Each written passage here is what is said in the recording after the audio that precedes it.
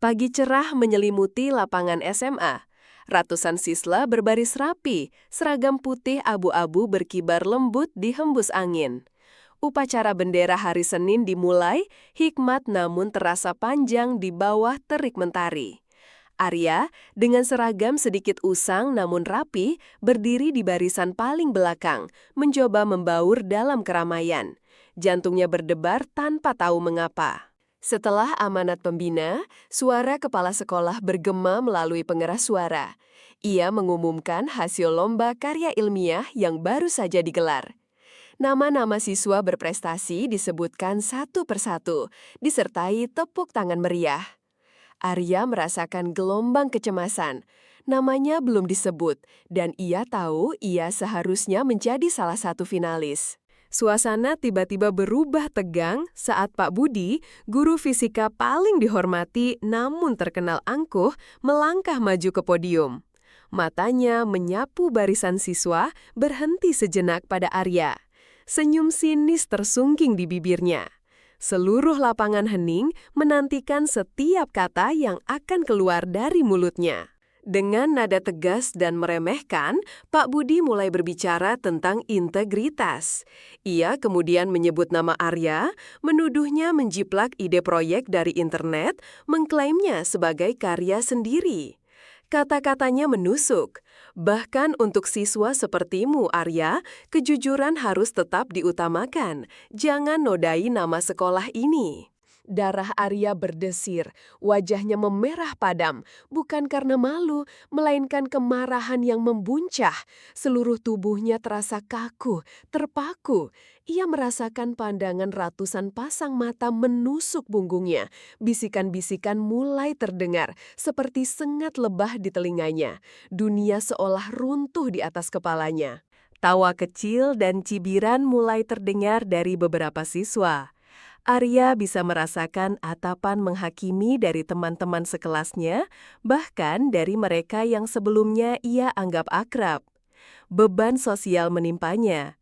Udara di sekitarnya terasa menipis, menyesakkan dada hingga sulit bernapas. Arya menundukkan kepalanya dalam-dalam, berharap bumi menelannya saat itu juga. Air matanya menggenang, namun ia menahannya sekuat tenaga agar tidak tumpah di depan semua orang. Rasa hancur dan tertindas meremas setiap sudut hatinya, menyisakan luka yang dalam dan perih tak terperi. Pulang sekolah, Arya berjalan sendirian. Langkahnya gontai dan kepalanya tetap tertunduk. Bayangan wajah Pak Budi yang sinis dan bisikan siswa lain terus menghantui pikirannya. Jalanan yang biasa ia lalui terasa asing, dan setiap orang yang berpapasan dengannya seolah menatapnya dengan pandangan merendahkan. Sesampainya di rumah kontrakan sederhana, Arya mengunci pintu kamarnya. Ia ambruk di lantai, air mata yang selama ini ditahannya tumpah ruah membasahi pipi. Ia terisak pilu, merasakan kepedihan yang tak tertahankan.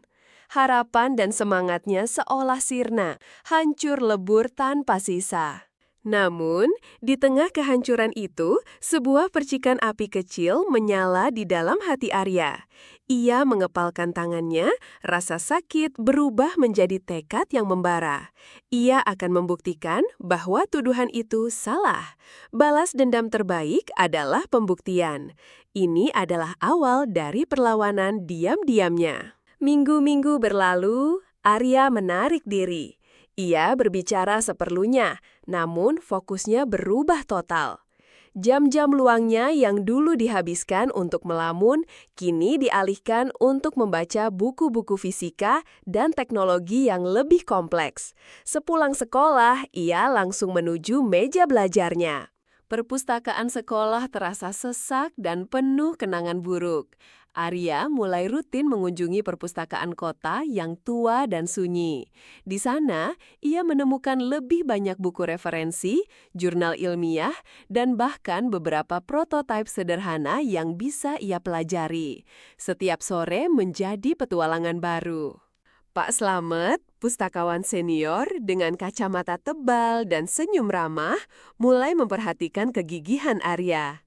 Ia melihat bagaimana Arya berjam-jam mempelajari buku-buku yang jarang disentuh siswa lain.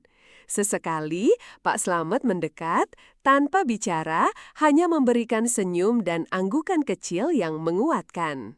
Malam hari, meja kecil Arya di rumah kontrakan berubah menjadi laboratorium mininya. Dikelilingi lembaran skema, kalkulator usang, dan komponen elektronik sederhana yang ia kumpulkan dari barang bekas, Arya mulai merakit. Suasana hening, hanya ditemani cahaya lampu pijar yang redup. Ia sering lupa makan, hanya menyantap nasi dengan lauk seadanya yang disiapkan ibunya sebelum berangkat kerja. Namun, rasa lapar tak pernah mengalahkan semangatnya. Setiap kepingan yang terpasang, setiap rumus yang berhasil dipecahkan, memberikannya energi baru, mendekatkannya pada tujuannya. Beberapa teman yang dulu mencibir, kini sesekali menyapa dengan ragu. Ada Fajar dan Rani yang sempat melihat Arya membawa buku-buku tebal, bertanya apa yang sedang ia kerjakan. Arya hanya tersenyum tipis, mengatakan ia sedang belajar ekstra.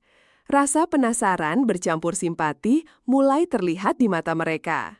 Prototip pertamanya seringkali gagal. Percobaan kecil di halaman belakang rumah sering berakhir dengan asap tipis atau bunyi aneh. Arya mendesah, namun segera mencatat kesalahan dan merombak idenya. Kegagalan tidak membuatnya menyerah, justru memicu otaknya bekerja lebih keras. Pak Slamet sesekali memberikan saran buku yang lebih spesifik atau menunjuk artikel ilmiah terbaru yang relevan dengan proyek Arya. Ia tidak banyak bertanya, hanya menunjukkan dukungan yang tenang dan bijaksana. Kepercayaan tak terucapkan tumbuh di antara keduanya, menjadi kekuatan bagi Arya. Berbulan-bulan Arya berkutat dengan proyeknya. Tidurnya berkurang, namun matanya memancarkan tekad membara. Karyanya, sebuah perangkat pengolah energi alternatif sederhana, kini mulai menunjukkan bentuk nyata dan fungsional. Keyakinan akan kemampuannya semakin menguat dalam dirinya. Suatu pagi, Arya terkejut melihat undangan kompetisi sains tingkat provinsi terpampang di papan pengumuman sekolah. Namanya terdaftar sebagai peserta independen. Arya tahu itu ulah Pak Slamet. Senyum kecil terukir di wajahnya. Ini adalah kesempatan, panggung untuk pembuktian. Aula besar, tempat kompetisi sains tingkat provinsi tampak megah, dipenuhi peserta dari sekolah-sekolah elit dengan seragam rapi dan prototipe canggih. Arya berdiri di sudut, sendirian dengan meja presentasi sederhananya. Ia menarik napas dalam, memantapkan hati. Ini bukan lagi tentang dendam, tapi pembuktian diri. Para juri, akademisi, dan insinyur terkemuka mulai berkeliling dari satu meja ke meja lain. Ketika giliran Arya tiba, ia menjelaskan konsep dan cara kerja prototipenya dengan tenang, detail, dan penuh percaya diri. Setiap kata yang keluar dari mulutnya menunjukkan pemahaman mendalam. Tiba-tiba, pandangan Arya menangkap sosok Pak Budi di antara kerumunan guru pendamping dari sekolah lain. Di sampingnya, berdiri beberapa siswa yang dulu mencibirnya. Mata mereka membulat, terkejut melihat Arya di panggung sebesar itu. Suasana mendadak canggung di antara mereka. Pak Budi menatap prototipe Arya dengan tatapan tak percaya. Wajahnya sedikit pucat. Ia melihat kompleksitas dan orisinalitas ide Arya. Arya tidak mengindahkannya. Ia tetap fokus pada penjelasannya kepada juri, seolah tidak ada siapapun selain dirinya dan karyanya di ruangan itu. Waktu presentasi usai, jantung Arya berdebar kencang saat nama-nama pemenang diumumkan. Sebuah keheningan menyelimuti aula sebelum akhirnya suara lantang MC memecah keheningan. Pemenang pertama kompetisi sains tingkat provinsi tahun ini adalah Arya Pratama. Tepuk tangan riuh membahana. Arya melangkah maju, kakinya terasa ringan menuju podium. Matanya berkaca-kaca menahan haru, namun senyum bangga tak bisa disembunyikan. Ia mengangkat piala itu tinggi-tinggi. Beban bertonton yang selama ini menimpanya seolah terangkat, digantikan oleh kelegaan dan kebahagiaan murni. Kamera televisi lokal dan ponsel penonton menyorot Arya yang bersinar di podium. Beberapa bidikan kamera sempat menangkap ekspresi Pak Budi yang terpaku tanpa kehilangan kata-kata, bahkan sedikit menyesal. Tatapan kagum dan sedikit iri dari siswa-siswa di belakangnya tak luput dari perhatian. Arya pulang membawa piala dan piagam penghargaan. Tangannya memegang erat, rasa lega membanjiri seluruh hatinya. Ini bukan tentang membalas dendam dengan kekasaran, melainkan pembuktian diri yang paling nyata dan jujur.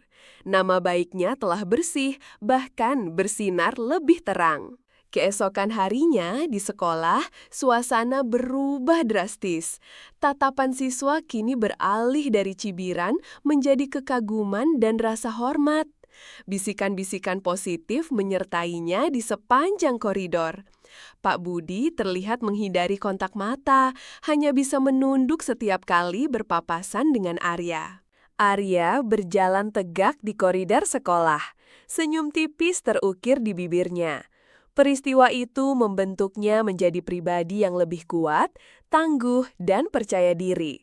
Kemenangan ini adalah balasan paling elegan, membersihkan nama dan membangun harga diri. Arya telah menemukan kekuatannya sendiri.